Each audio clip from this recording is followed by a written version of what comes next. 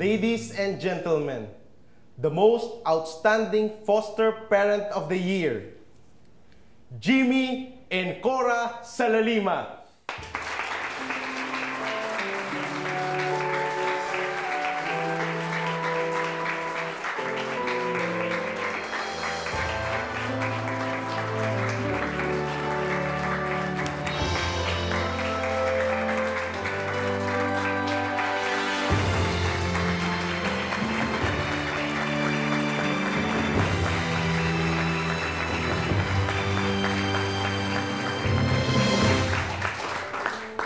Unang-una, gusto kong magpasalamat sa inyong lahat sa pagbibigay sa amin ng napakalaking karangalang ito. Hindi namin inaasahan ito. Pero ganun pa man, sobra kami nagagalak sa parangal na ito.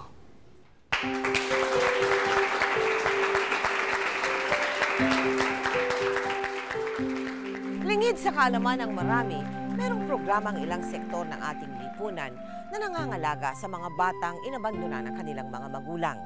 Ito po ang foster care program.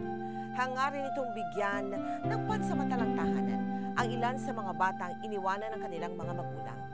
Sa loob ng programang ito, may mga magulang na handang magbigay ng kalinga at pagmamahal sa mga batang nangangailangan. Mga kaibigan, sama-sama po nating tunghayan at tuklasin ang mundo ng foster parenting sa madamdaming kwento ng buhay ni na Jimmy at Cora Salalima. May anak na po ba kayo? Meron po. Isa si Jinky. Maglilimang taon na po. Wala na ba kayong balak magkaanak ulit? Sinusubukan po namin pero medyo nahihirapan. Kaya nga po nung nabanggit sa akin ni Mrs. Castro, nagka-interes ho kami para magkaroon po ng kalaro yung anak namin. I see. I-explain ko lang ng konti tungkol sa programa to. Ang foster care program ay isang programa namin na pansamantalang nagbibigay ng tirahan at mag-aaruga sa mga batang inabandona habang hinahanapan namin sila ng mag-aampun sa kanila. Meron lang ho kaming konting agam-agam. Mahirap lang po kami. Mananahi lang kami mag-asawa. Hindi naman problema yun. Hindi naman pangmayaman ang programa to eh. Besides, ang material na bagay, hindi kailangan ng mga batang inabandona. Ang kailangan nila pagmamahal. Tunay na pagmamahal. Sige po. Gusto po namin sumali. Madali lang naman eh. Dumaan lang kayo sa proseso ng pagkuha ng lisensya para Nilakad ni na Cora at Jimmy ang pagkuha ng lisensya. Dumaan sila sa ilang interview at examination. Agad naman silang nakapasa hanggang sa sila'y maging ganap na mga foster parents. Jinky! Jinky! Nay! Oh, dahan-dahan, anak. Sino po siya, Nay? Siya yung sinasabi namin sa iyo na makakasama natin dito sa bahay. Yay! May makakalaro na ako! Hi! Ako si Jinky. Anong pangalan mo? Halika, laro tayo. Perlita pangalan niya. Espesyal na bata siya. Hindi siya nakakapagsalita. Pipi kasi siya anak eh. Ha? Wala na siyang mga magulang. Kaya ang kailangan niya, pagmamahal. At yun ang ibibigay natin sa kanya. Maasahan ko ba na yun ang ibibigay mo?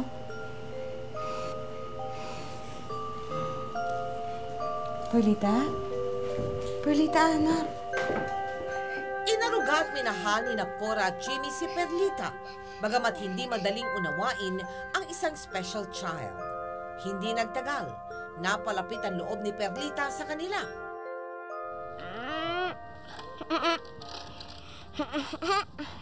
Perlita, may ipapakita ko sa'yo. Ito ang life book mo. Yan. Siya ang papa at mama mo. Hindi mo na muna sila makakasama ngayon. Pero hindi ibig sabihin nun na hindi ka nila mahal. Wala lang silang pagpipilian. Kaya magkakalayo muna kayo. Pero huwag ka mag-alala. Hindi magtatagal. Darating ang araw, susunduin ka nila. Alam mo, habang wala ka pang bagong mama, ako na muna ang mama mo. At si Jinky, siya muna ang kapatid mo. Kami muna ang pamilya mo. Gusto mo ba yun?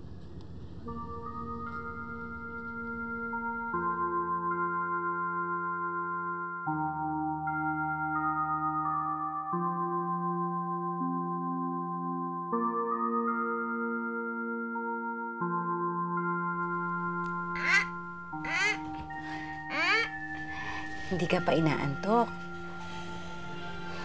O sige, babasahan muna kita, ha? Makinig ka, ha? Ang ikukwento sa atin ni Lolo Ubal ay nangyari noong unang panahon sa isang malayong kaharian. Mabubuting magulang ang hari at reyna ng kaharian. Tila isang anghel na biglang dumapo sa buhay ni Cora at Jimmy, si Perlita. Ngunit minsan, kung gaano kabilis dumating ang isang biyaya, ay ganoon din ito kabilis nawawala. Makalipas lamang ng isang taon, mawawalay na si Perlita sa kanyang tumayong foster family. Alam kong hindi maging madali ito si Cora. Pero isipin mo, alam kong first time mo siyang alaga. Pero maniwala kayo, para rin to kay Perlita. Alam ko naman ho yun eh. Magkakaroon na si Perlita ng permanenteng pamilya. Pero masakit pa rin. Isang taon ko siyang inalagaan eh. Kaya kung ako ang papipiliin, ayoko na siyang mawalay sa akin.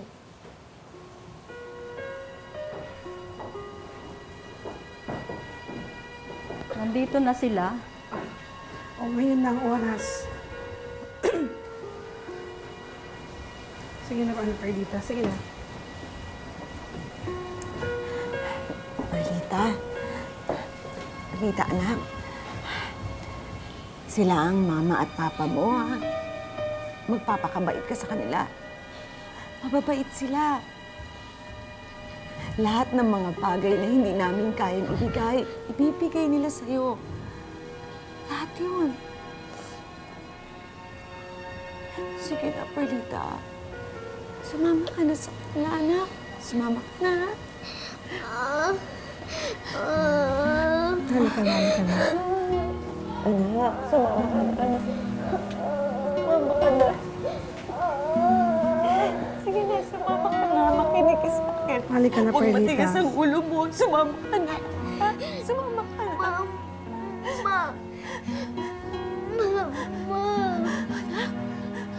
Ano sinabi mo? Nagsasalita siya. Nagsasalita ka na. Nagsasalita ka na.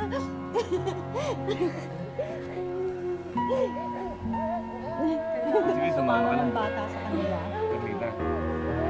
Cora. Cora, ibigay mo na, Cora. Cora, ibigay mo na. Perlita, halika na. Halika na, halika na, halika na. Makinig ka sa akin. Makinig ka. Ito ang tama. Sumama ka sa kanila. Magiging magulang mo na sila. Di ba sinabi ko sa'yo noon? Merong susundo sa'yo. Sila na yun, anak. Sumama ka na. Sige na, sumama ka na. Halika na, anak. Cora, ibigay mo na, Cora. Ibigay mo na. Perlita, halika na, halika na. Sige na, Cora. Sige na, Cora. Bagamat napakahirap para kina Jimmy at Cora ang mawalay sa isang batang itinuring na nilang anak, hindi ito naging dahilan para itigil nila ang kanilang kawanggawa. Sa pamagitan ng Kaisang Buhay Foundation, nagpatuloy pa rin ang pagbibigay ng pag-asa na pansamantalang tahanan para sa mga batang nangangailangan ng pamilya. Nagpatuloy sila sa pagiging foster parents hanggang sa mabuntis si Cora at ipinanganak si Jennifer. Pagod ka ba, Benji? Cora, Jimmy, Hoy. nabalitaan namin yung ginagawa niyo mag-asawa. Yung foster parenting. Oo. Oo nga. Ba't niyo ba ginagawa yun? Hindi ba kayo napapagod? Naku, hindi. Madali lang ito. Makakatulong pa kami sa kapwa. Ba't di nyo subukan? Tutulungan namin kayo. Naku, ayoko. Sayang sa oras yan. Ako, gusto ko, Cora. Mahilig ako sa bata eh. Ako, gusto ko rin. Gusto kong may bata sa bahay. Malaki na kasi si Bunso eh. Oo talaga? Sige. Kumalat ang balita tungkol sa pagiging foster parents ni na Jimmy at Cora. Marami ang sumunod sa kanilang yapak hanggang sa maging 15 pamilya na sa kanilang komunidad ang naging bahagi ng foster care program. Cora, Jimmy! Tingnan niyo alaga ko, oh. Ang cute na ngayon. Ang cute naman itong mga alaga nyo. Ito, tisoy pa, oh. Ayun, oh, Miss Tisa. Tisay. Hoy, Rosa! Cora! Ano? Jimmy, eto, may baby na ako. Talaga? Eh, kasi naiinggit ako sa kanila, kaya alaga na rin ako. Eh, paano yung pagbo-ballroom dancing mo? Eh, kami na lang magbo-ballroom. Ang sasayaw-sayaw.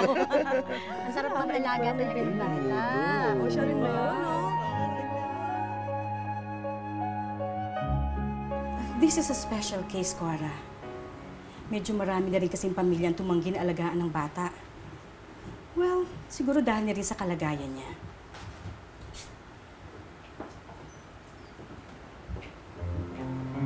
May hydrocephalus ang bata, Cora. Iniwan siya ng nanay niya nung ipinanganak ito sa ospital. Alam mo bang ni hindi pa napapangalanan tong batang ito?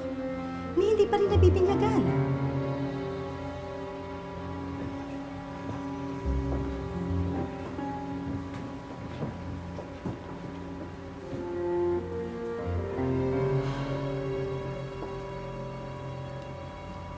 Pero hindi ako magtataka kung hindi niyo siya kukunin. Alam ko naman na mahirap at malaking responsibilidad ito. Kukunin ko siya. Talaga, Cora? Seryoso ka ba? Kukunin mo talaga ang bata? Naku, salamat naman. Iniwan na siya ng nanay niya. Ilang pamilya na ang tumanggi sa kanya. Ang kailangan niya ay yung magmamahal sa kanya at hindi namin ipagdadamot yon.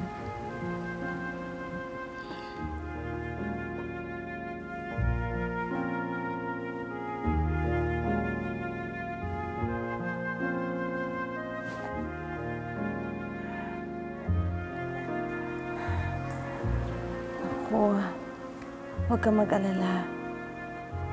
Mula ngayon, may kakampi ka na. Papangalanan kitang Helen. Kinupkop ni Cora at Jimmy ang batang si Helen, bagamat may sakit itong hydrocephalus. Hanggang sa... Cora! Uy, ano nangyari? Bakit? Yung batang init eh. Kinukumbulsyon. Ha? Ako? Oo nga. Halika, dali natin sa ospital. Dali sa ospital.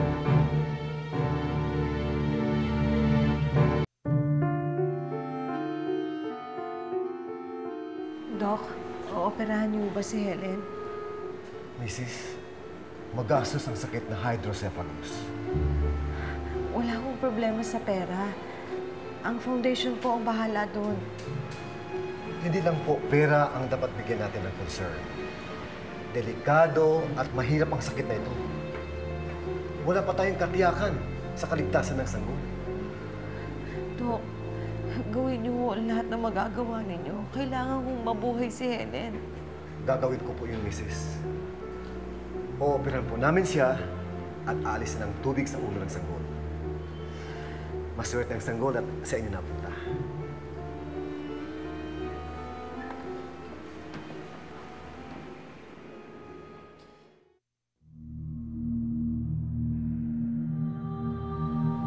Alam kong hindi ko anak si Helen. Hindi siya naggaling sa akin. Pero, parang ko na rin po siyang anak. Kaya nagmakaawa po sa inyo. Pagalingin niyo po siya. Huwag niyo siya pababayaan. Napakabata pa niya. Marami pa siyang pwedeng gawin sa mundo.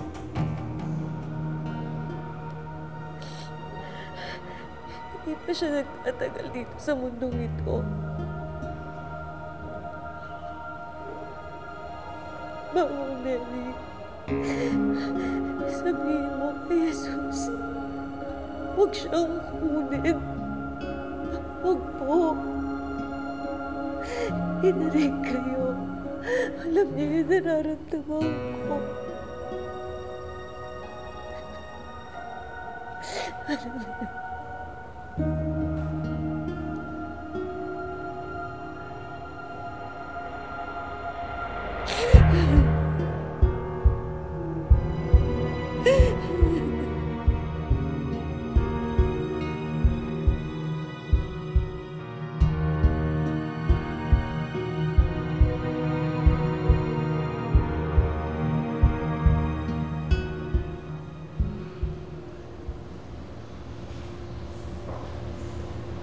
Cora?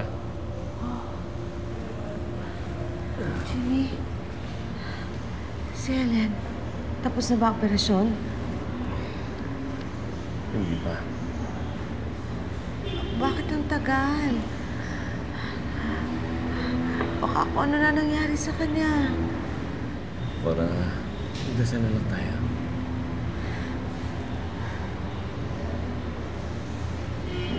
Ano yung hawak mo?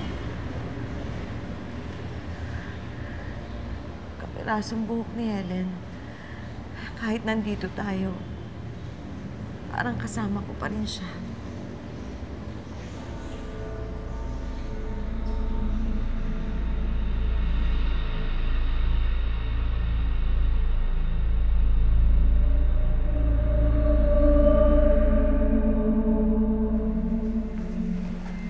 Dok? May maganda akong balita. Ligtas na si Helen. Jimmy, ligtas na siya. Ligtas na si Helen. Thank you, Lord. Hindi matawaran ang labis na kagalakan ni na Jimmy at Cora nang mabalitaang naging matagumpay ang operasyon ni Helen. Masayang-masaya si Cora at pinakinggan ng Panginoon ang kanyang mga dalangin. Samantala, sa paglipas ng ilang taon, I-blow mo na yung kandila.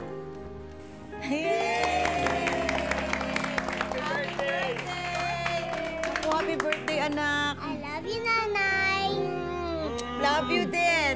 Pag I love you ka rin sa tatay. I love you din, Tatay. Oh, kiss din, kiss din. Kain na tayo. Ayan, ito, kain na kayo. Pakipasa na lang, Sandali lang. May magandang balita ako sa'yo. Ano? May mga nakaline up na pamilya na mag-aampon kay Helen. Hindi magtatagal, magkakaroon na siya ng sarili niyang pamilya. Cora, sa umpisa pa lang, alam naman natin na hiram lang si Helen. Babawiin din siya. Masakit pero yun ang totoo. At wala naman tayong pagpipilian eh. Bakit wala? Iba si Helen. Ako nag-alaga sa kanya nang walang gustong mag-alaga. Ako nagbantay sa ospital. Halos hindi na ako natutulog para lang masigurong ligtas siya. Alam ko hindi ko kadugo si Helen. Pero ako naging ina niya. Anak ko siya. Ako ang ina niya. Ako tinuturing niyang ina. Tama na. Tama na, please. Ayoko na rin ditong ganyan ka. Tama na. Jimmy, ayoko siyang ipampun. Tayo na lang umampun sa kanya. Huwag natin siya ipamigay. Alam mo naman, hindi pwede. Nasa batas. Mga foster parents na katulad natin. Hindi pwedeng ampunin mo. Inaalagaan natin. Bakit hindi? Tayo nag-aalaga sa kanya. Bakit hindi tayo pwede mag-ampon? Ayoko. Ayoko siya mawalay sa akin. Ayoko siya mawala. Ayoko. hindi nagtagal, dumating din ang araw na kinatatakutan ni Cora. Sasama din po kayo sa Amerika?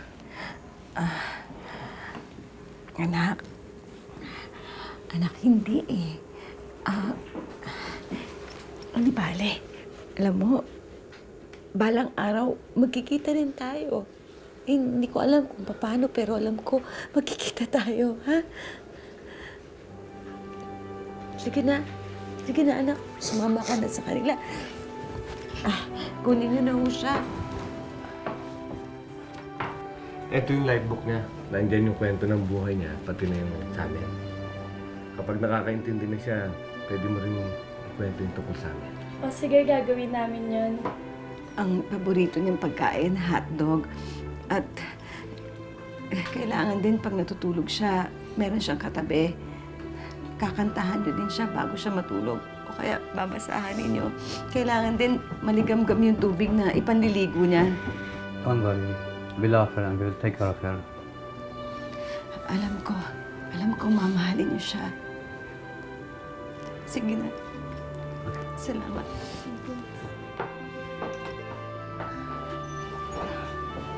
Tama na. Hayaan natin si Helen. Nagawa natin yung parte natin. Hayaan natin maging maganda ang buhay niya. Maging maligaya na lang tayo. Para sa kanya. Jimmy, tama ba yung ginagawa natin? Baka tama yung sinasabi ng iba. Wala naman tayo napapala dito eh. Lagi lang tayo nasasaktan. Ayoko na. Ang sakit, ayoko na. Hindi ko na kaya.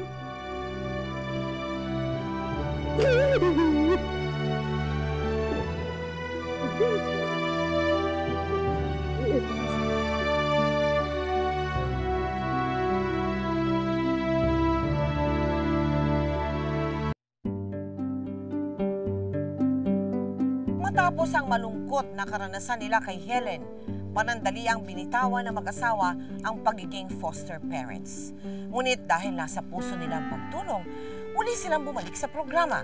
Maraming mga sanggol ang muling dumaan sa kanilang buhay hanggang sa dumating ang isa na namang espesyal na bata. Tana, o ayan, Nay, o. Nay! Ay, naku. Siya po ba bago natin alaga? Oo, anak. Siya si Vincent. Ay, naku. Gusto sa'yo. Bakit na? Aba, oo. Ang cute-cute na yun. Okay na. Tama na, patahanin na natin. Oo, basa na ba? Basa na ba? Nagawa kang basa. Oo. Huwag na iyak. Huwag na iyak. Ay, sus. Oo, anak. Oo. Oh, ito.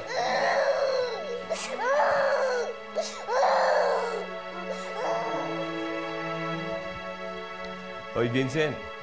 Basa na naman likod mo. Dapat nuuna mo yung mga assignment mo. Tapos na po eh. Nay, bakit po iba po yung apelido ko po sa apelido nyo? Bakit po yung mga kaklase ko po?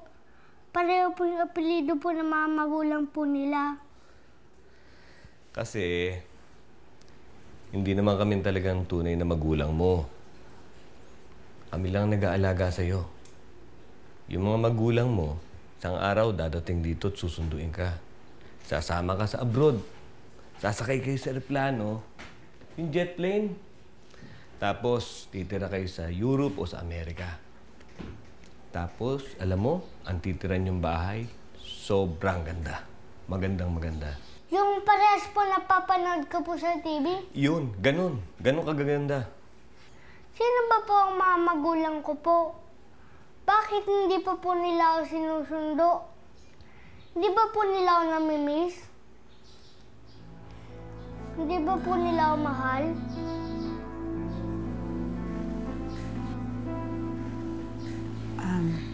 Dahil sa problema sa mga papeles, hindi agad naipaampon si Vincent.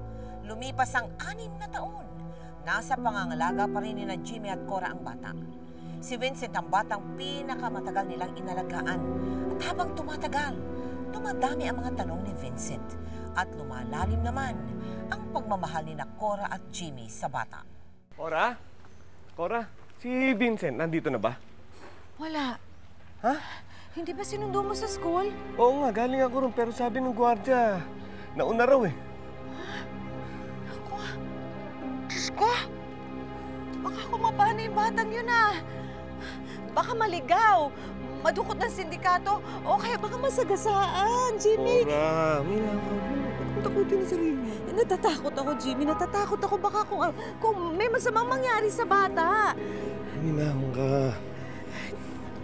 Nay! Tay! O, yan na. Vincent!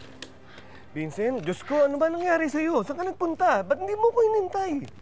Ha? Gusto ko lang naman pong subukan umuwi po mag-isa eh. Oo, anak. Huwag mo na uulitin yan, ha? Pinakakaba mo kami ng tatay mo. Opo, sorry po.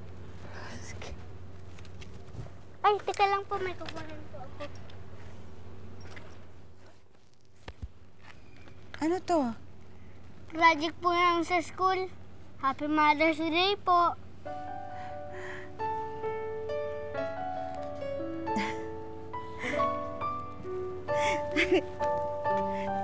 Salamat, anak, ha?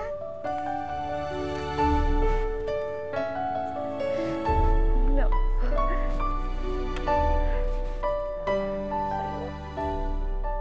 Ano? Ilalagay niyo si Vincent sa Boys Town? Oo, Jimmy. Cora. Medyo matanda na kasi si Vincent eh. At sa edad niya, medyo mahirap nang ipaampon. Hindi makakayanan ng bata yun.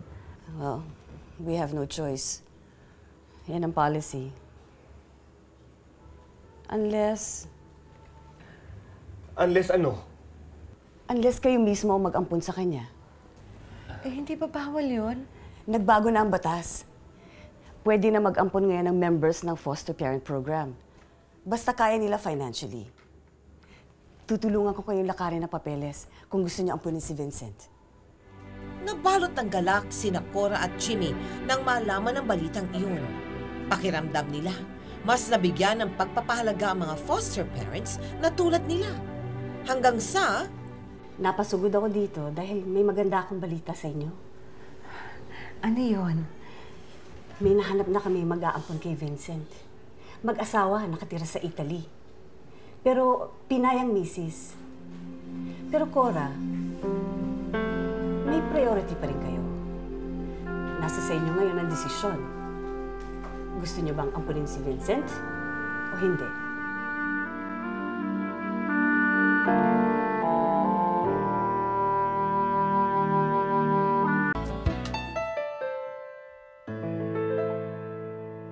Tay, Ano? gusto ko pa po ng isang kwento. Tama na. Gabi na eh. Tulog ka na, ha? Sige po, kiss na lang po. Love you po. I love you too, anak. Tulog ka na.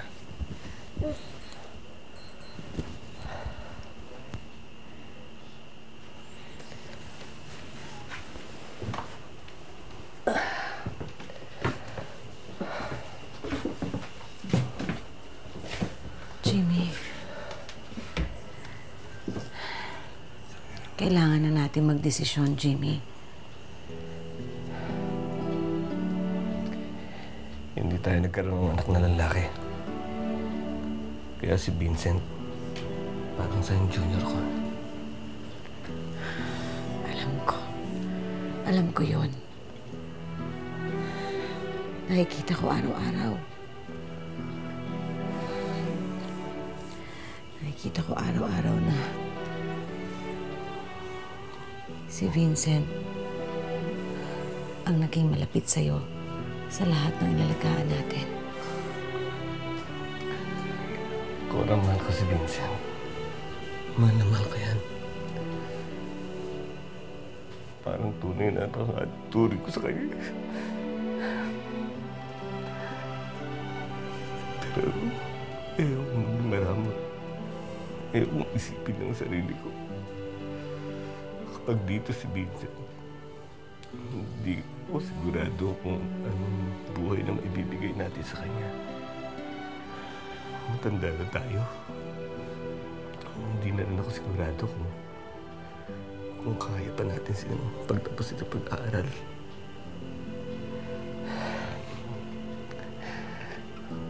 Cora, dito dito natin mapapakita ang tunay na pagmamahal.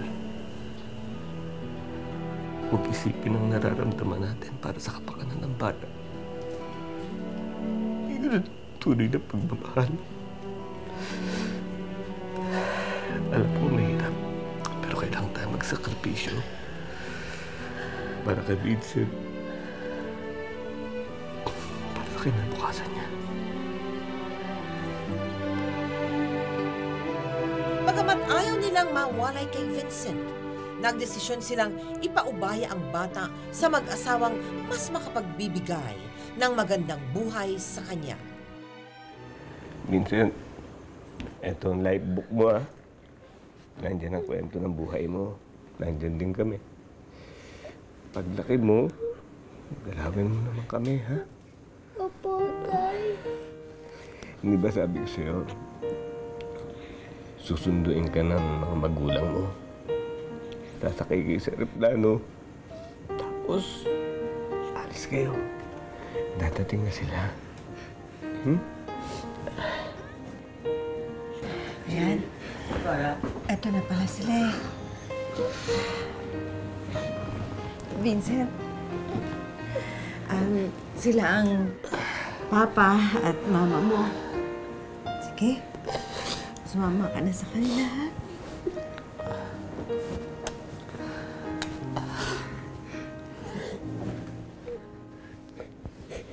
Papakapait ka, ha? Alis ka na. Isama ka na sa kanila. Babay lang, babay lang. Sige.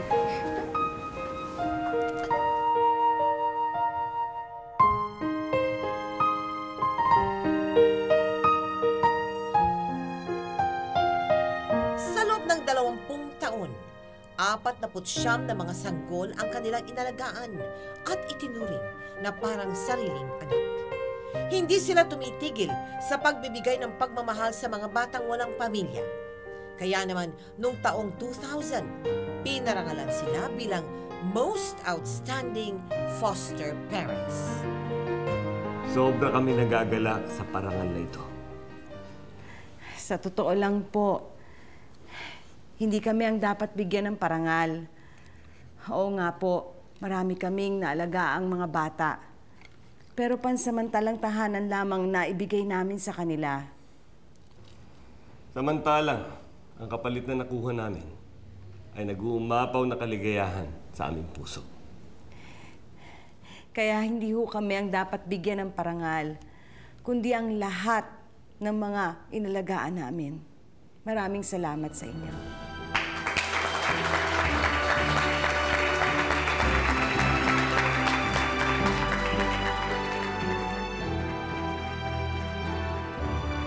Tao po. Magandang umaga po.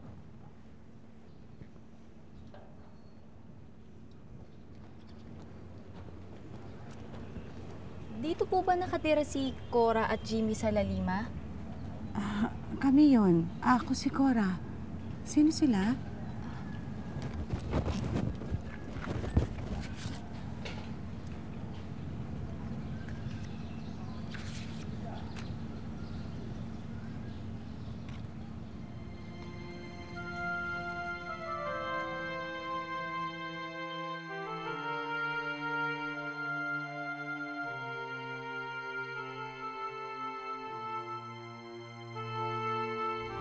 Rasong buhok ni Helen.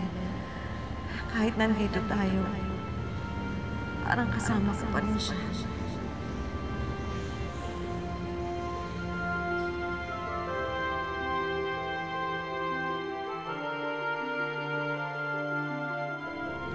Helen? Opo. Ako po yung sakiting sanggol na inilagaan niyo nung araw. Ikaw pa talaga.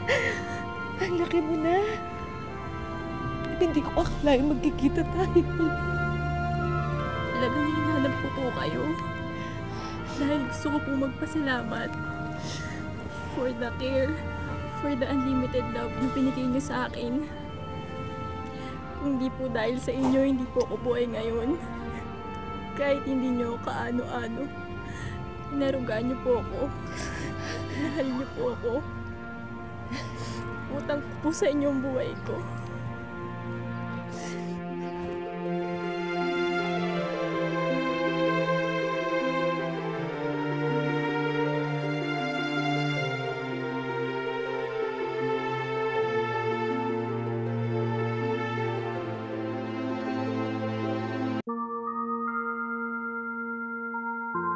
Alam mo, palagi tinatanong kami noon kung bakit nag-aalaga kami nang hindi naman namin anak. Sakit. Napakasakit. Lalo na kapag kailangan ng umalis ng inaalagaan namin. Pero ngayon, alam ko na kung anong sagot. Ikaw yun. Ikaw na nasa harapan ko. Ikaw ang dahilan kung bakit kami nag-aalaga. Para sa ganitong pagkakataon, pag nakikita namin na nakakatulong kami at hanggang kaya namin, ipagpapatuloy namin ang sinimulan namin. Magpakailanman.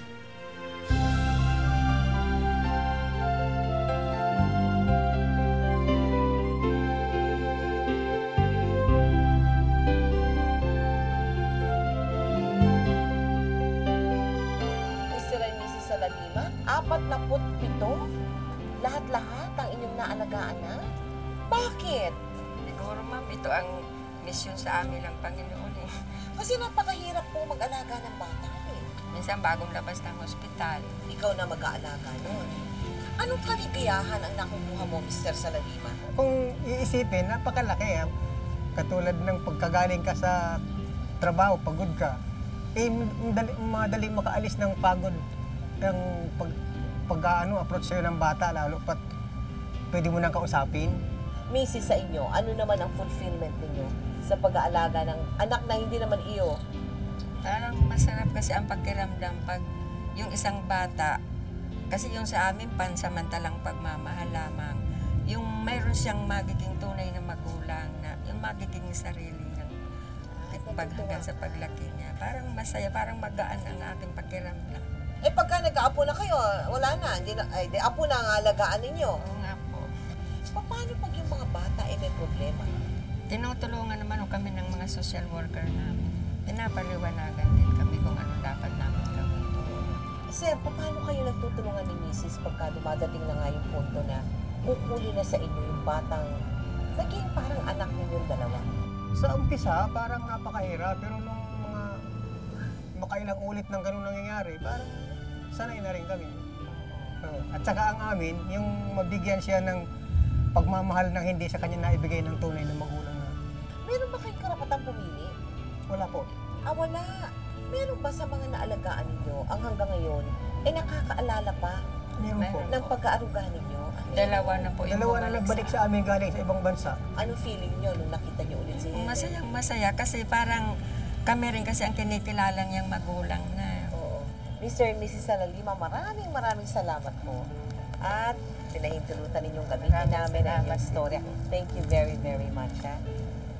Maraming salamat din sa magpakailanman. Lalo na po ma'am sa'yo. At sa lahat ma'am, sa GMA, pati sa Kaisang Buhay Foundation, dahil sa rin ang naiyan sa amin. Maraming salamat. Thank you very much. Salamat po. Sa kasalukuyan, foster parents pa rin sina Jimmy at Cora. Naway maging magandang halimbawa sa ating lahat. Ang kabutihan at malasakit sa kapwa na ipinamamalas sila sa atin. Mga ulirang magulang silang maituturing. Bagamat hindi nila tunay na mga anak ang inaalagaan nilang mga bata na nasa ilalim ng foster care program, tunay at bukal sa kanilang puso ang pagmamahal na ipinamamahagi nila sa mga ito. Ako po si Mel Tiangco at ito ang kwento ng bawat isa sa atin. Ngayon, bukas at magpakailanman. Magpakailanman, hindi magbabago ang sinisigaw nitong aking puso. Magpakailanman. magpakailanman.